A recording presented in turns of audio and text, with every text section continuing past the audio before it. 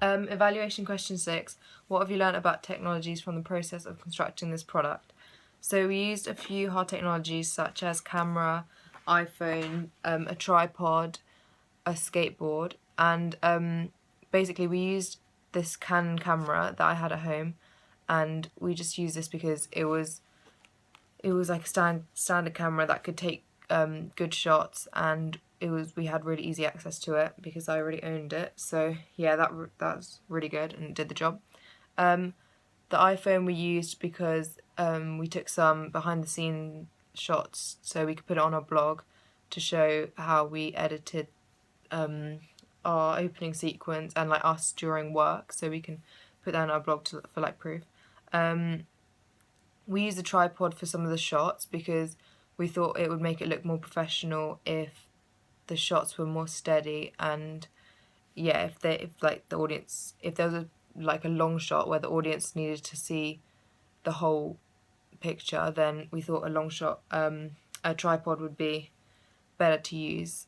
However, we also did some shots where we didn't use a tripod because we thought the effect of like the jitteriness would add to the whole tone of the horror film and kind of make it more more effective.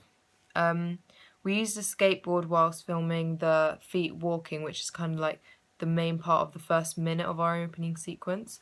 We used a skateboard because it was the most accessible thing that we could get and the closest to a glide cam, because we obviously didn't have a glide cam. So yeah, the skateboard was really quite a good idea. I think we saw this on like a YouTube video or something. Yeah, so that helped us a lot because it could get a steady image from behind of the walking feet, so that it made it way easier to film that. So what we learned about the technologies, like the hard technologies we used from the process of conducting this product, is that we learned to kind of adapt to what we had, such as like the skateboard instead of the glide cam, and we kind of made the most out of what we did have. So yeah, obviously the skateboard, and also we didn't go out and buy a new camera, and we just kind of used what we had, and we thought this did an okay job. Like that, we thought the opening sequence turned out just as we wanted it. So yeah, that was good. And also the colors we used, like we didn't have any artificial colors, like any professional lighting or anything, so we mainly used daylight and also candles just to like set tone. We also used strobe lights for some of the quick shots in between the walking, and we did this by getting an app that we found, and then we sped it up to make it look more like flashy. So yeah, that worked really well, and that was really effective, I thought. So yeah, also for colour, we didn't, so the fact that we didn't do everything on the same day, we had to kind of think about that because obviously daylight changes from day to day. So we filmed all of everything that was in daylight on one day, so we could have the same kind of tone, and then everything inside we could kind of replicate quite easily because it was all like candlelight or like shut blinds or strobe lights, so that was quite easy to replicate, so that it was really continuous. With regards to editing, we started off editing on iMovie, which was okay. It was very simple and easy to use. However, it didn't have everything that Final Cut did, like all the tools and all the advanced like settings and everything like that.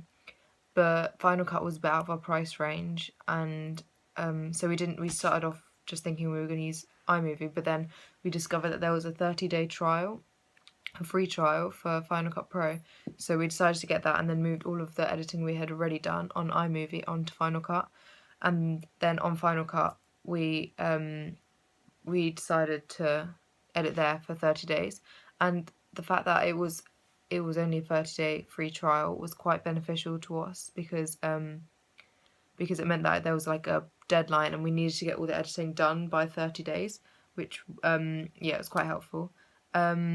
Also, Final Cut had a lot of different like effects that we could put onto our shots, which made it which we like, for example, when the feet were walking, we added like a cold tone over the shot to make it look more eerie and set the atmosphere more effectively.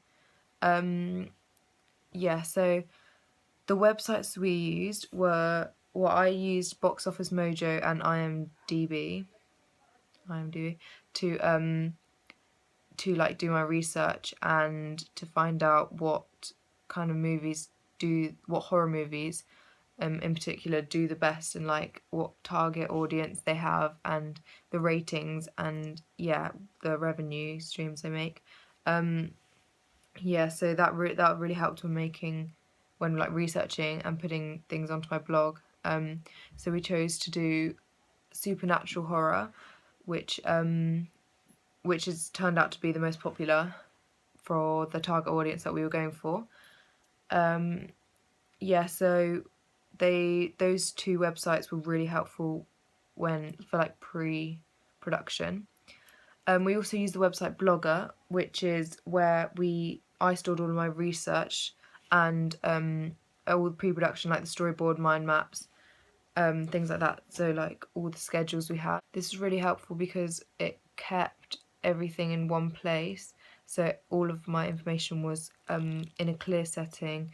It was all like filed in like really organised, and so therefore it was really easy to access and like go back and see the research that we had whilst producing our opening sequence. And it was really easy to get the mind maps and the storyboard and the schedules we made online, so whenever we wanted to. That was really useful for constructing the product we made.